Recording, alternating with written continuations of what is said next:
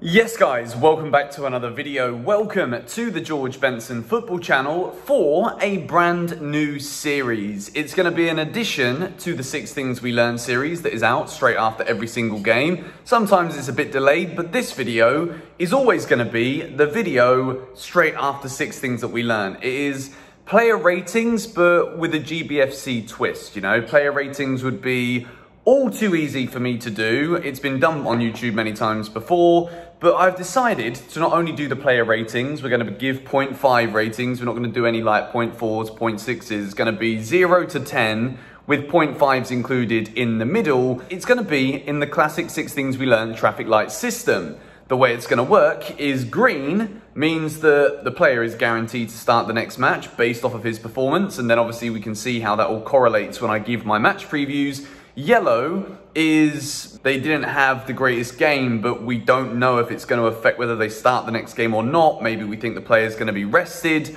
And then red is the performance wasn't good enough. Therefore, for the next game, I think this player should be dropped. You guys are going to see it come up on the screen. We're going to go through, first of all, with the starting 11s. And then once we've done the starting 11s, we'll then proceed into rating the substitutes in the order in which they came on the field. If you're excited for this one and you're not yet subscribed for GBFC and you like the concept of this new series, be sure to hit the like button on today's video, subscribe if you're new, and let's get straight into the player ratings. Starting off with the goalkeeper, Mr. Edouard Mendy. It was actually like a quietly underrated performance yesterday from Mendy. He had to make some pretty big saves. United were restricted the majority of the time to actually shooting from outside of the area, but there are a couple of snapshots in the box that they managed to get that Mendy, despite not having the best vision of the ball coming towards him, Mendy did very well to parry them away.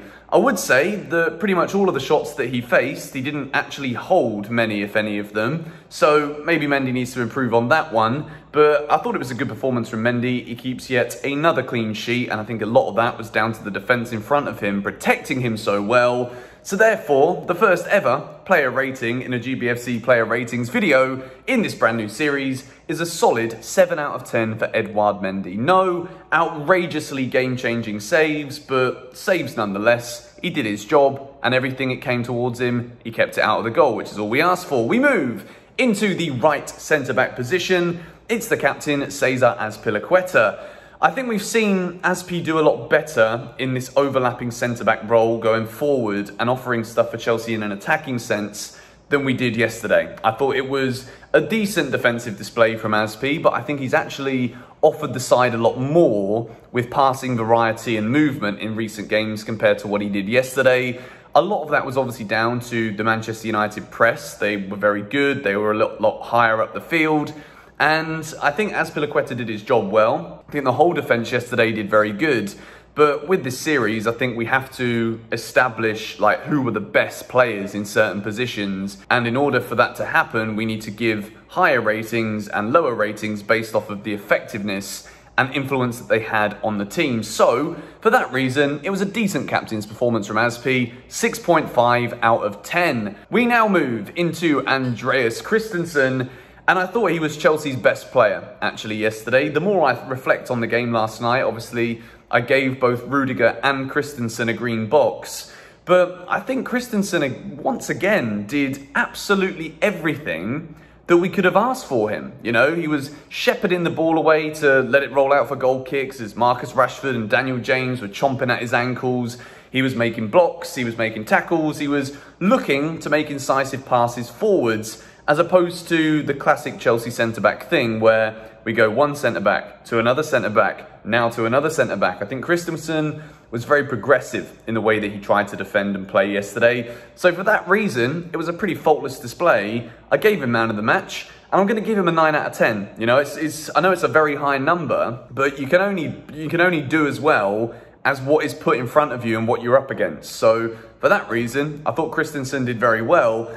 And going with the traffic light again, I actually believe that Christensen's performances at the moment, particularly both Atletico Madrid and now Manchester United, 2 massive Chelsea games where we've kept clean sheets in both of them, I feel as though Christensen can't really be dropped after these performances. So for that reason, 3 players in a row, I believe, will keep their place in this game coming up on Thursday against Liverpool. We now move into Tony Rudiger, a man who keeps on surprising me actually in defence. I thought that when he wasn't playing earlier in this season, I thought it was probably just a matter of time before Rudiger was moved on. We know that he's a very influential member of the squad. We can say whatever we want about the influence that Rudiger had to bring both Kai Havertz, Teemo Werner to the side in the summer. But Rudiger, I thought, was dead and buried in a Chelsea shirt, to be honest. Dead and buried is a bit extreme, but you guys know what I mean. But he's playing very well again now. We saw yesterday that he keeps on trying to play these long balls, which before yesterday, I thought he was doing unsuccessfully.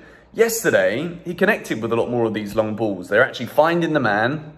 He was trying the Zumaldinho flipping runs forward. We call it Zumaldinho from one Zuma run that ended with a shot in row Z. But, you know, Chelsea don't necessarily always play the most exciting football these days, so we remember things like that. And Rudiger was trying to make things happen yesterday. And I've given him an 8 out of 10. I thought, again, to distinguish, I thought Christensen was the key player and the central figure in the Chelsea defence. But Rudiger didn't do much wrong. If those runs would have been a bit more fruitful, then maybe you'd have got a higher number. But it's an 8 out of 10 for Rudy. And as for whether or not he keeps his place, I've put him in the yellow light category for this one, because I think with Thiago Silva, he might be back ready for this game against Liverpool. And after seeing Azpilicueta, we know he's very important. He's a very natural right centre-back in that three. Christensen has been playing so well that I think he can't really be dropped after recent performances. So the question I have is, would Christensen move over to the left centre-back with Thiago Silva going central? Or does Christensen remain in the centre of that defensive three with Thiago Silva taking Rudiger's place? For that reason, Rudiger gets a yellow.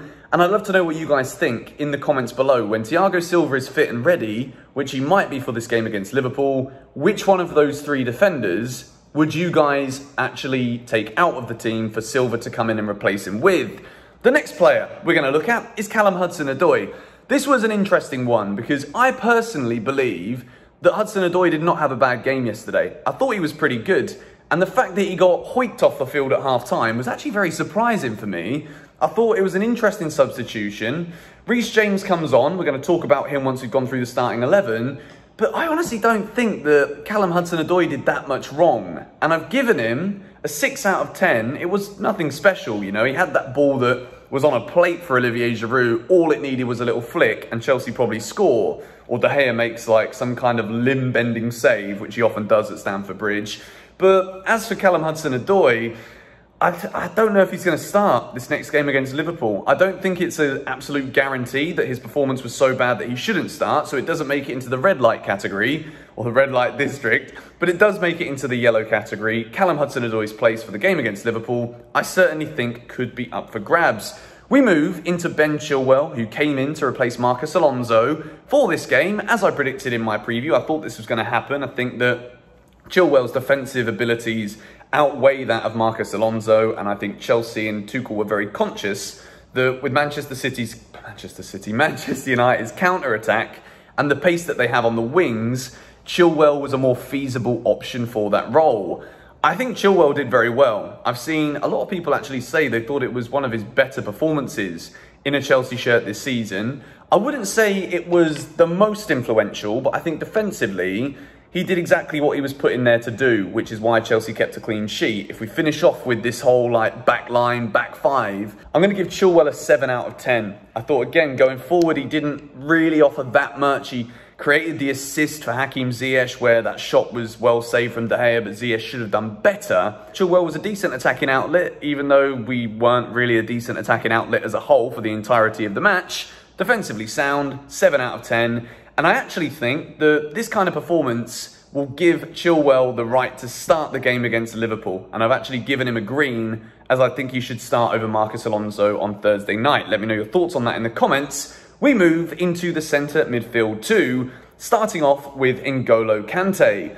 You know, he didn't really offer that much going forward, but particularly towards the last 5-10 minutes of the game, we saw the N'Golo Kante, as I flipping throw a pen at myself. What am I bloody doing in here? We saw the N'Golo Kante that has been oh so important for both Leicester and Chelsea in the Premier League. And I think that yesterday, he's not started that many games in the Premier League recently. Started against Southampton, had a brilliant first half.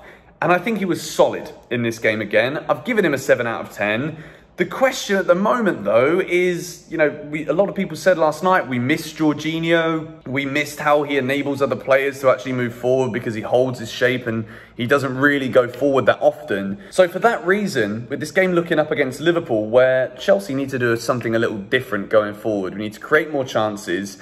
Maybe Kante drops out for this one because Copper's been pretty good. So I've given Kante a yellow. He definitely played well enough to be able to start the game against Liverpool. It's just whether or not Thomas Tuchel decides to go for him or the Kovacich partnership. I said it again. We move into Matteo Kovacich, who I thought had a solid game. I think comparatively compared to how he has been playing recently or since Tuchel took over, it wasn't his most influential game, but he was trying to take players on again. He was winning the ball back in the middle of the park. I thought he looked decent, and I've given him a 6.5. And I think at the moment, Kovacic is pretty much guaranteed to start in the middle. I don't think the Kante-Jorginho pairing will be seen in this 3-4-2-1. So for that reason, I've given Kovacic the green light to start in the game against Liverpool. I think he will. And it's between Kante and Jorginho as to who partners him in that central area. We move into Mr. Mason Mount, who quietly again was very impressive for Chelsea last night. I've given him a 7.5. And even though we didn't really create very much going forward, there wasn't that many chances of note. And I think that the whole Chelsea attack has come under so much scrutiny since that game yesterday, rightly so. But I think in terms of effort, energy, the attempted passes that Mason Mount was making, the dribbles, he was very good again. And I think that at the moment, he's one of the only players in this Chelsea team who is just periodically undroppable right now. I think he's been very much the informed man for the last few weeks. However, I feel as though last night he looked very tired. And 7.5 is maybe a little high. Maybe I should have been 7, but I'm going to stick with 7.5. But I think Mason Mount looked tired last night, and I've actually given him a yellow as to whether or not I think he's going to start the next game. It's not because I don't think he deserves to, because quite frankly, I really do think he deserves it, but he looked a little leggy. He's been playing a lot of football, and maybe it's time for Tuchel to bring back in Kai Havertz to start this game against Liverpool. Let me know your thoughts on that in the comments, but it's a 7.5 and a yellow light for Mason Mount. We move into the players that were supposed to be the two furthest up in the pitch. Hakim Ziyech gets a 4 out of 10, and he gets a red light from me. You know, I don't want to be too harsh on Ziyech. A lot of people think that I was very hard on Ziyech last night. He got that shot on target in the first half. He was trying to make passes, but for me, watching it, it was just so out of sync to all of the other players around him.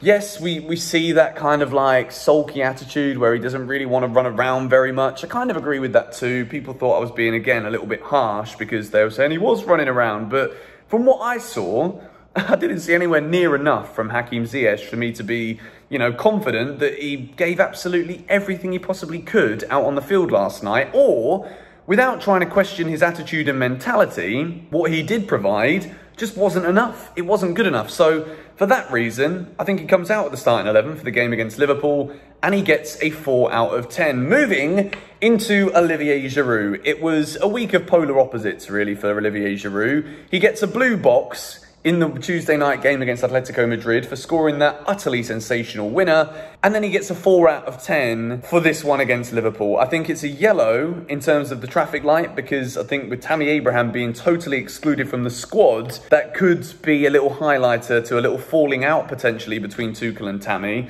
with all the links maybe to Haaland, or with Tuchel not being too impressed with Tammy's performances, hiking him off at half-time and all that stuff. So not the best from Olivier Giroud, but at the same time, you could also think that maybe the service to him wasn't very good last night, or non-existent. So for that reason, Olivier Giroud gets a yellow. It wasn't a performance that is like, he must start against Liverpool, but we'll look at that more tactically as the week goes on. It's a 4 and a yellow, and we move into the substitutions in the order in which they occurred. Starting off with Reese James, I've given him a solid 6 again, and it has to be a yellow light, because at the moment, I'm unsure about whether or not we're going to see Callum Hudson-Odoi start or Reese James start these games, because he doesn't always look too happy with Callum Hudson-Odoi, Thomas Tuchel. Reese James was okay when he came on. He created a little bit, but it wasn't the best day from James. You know, he's got a brilliant delivery. There were a couple of times where he put in good crosses, but again, we were feeble when the ball was in the box.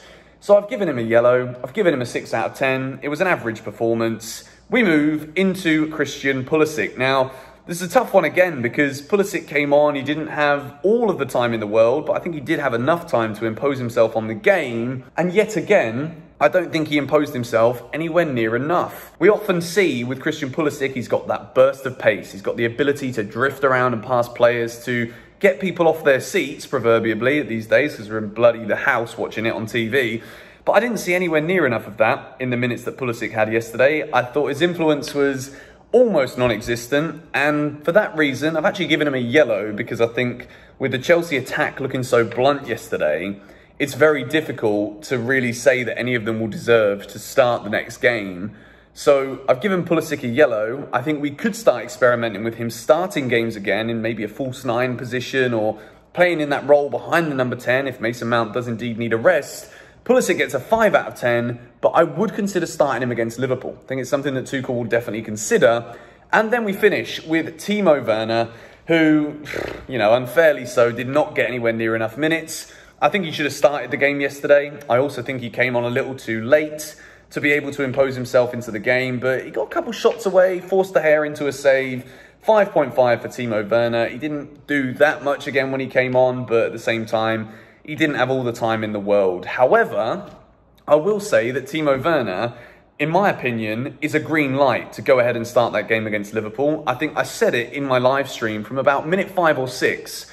The runs that Chelsea were getting into good positions in the final 25 yards of the field, but then there was no movement, no running for any passes around the line, around the back or between the lines to occur. And I think Teemo Werner would have definitely created those gaps and opportunities for Chelsea yesterday, but he wasn't on the field. So it's a 5.5 for Teemo, slightly higher than Pulisic, but it's definitely a green for him to start in the game against Liverpool.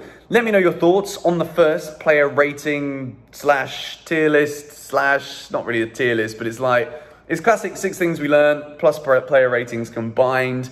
And it's a chance for me to go into a bit more detail about the players that I don't necessarily speak about who make it into the 6 things we learned videos. So if you did enjoy it, be sure to hit the like button, subscribe to GBFC if you are new. Thank you guys for watching. I will catch you all tomorrow with a collab video with a Mr. Certain Rory Jennings. See you guys there. Damn it, I missed the camera.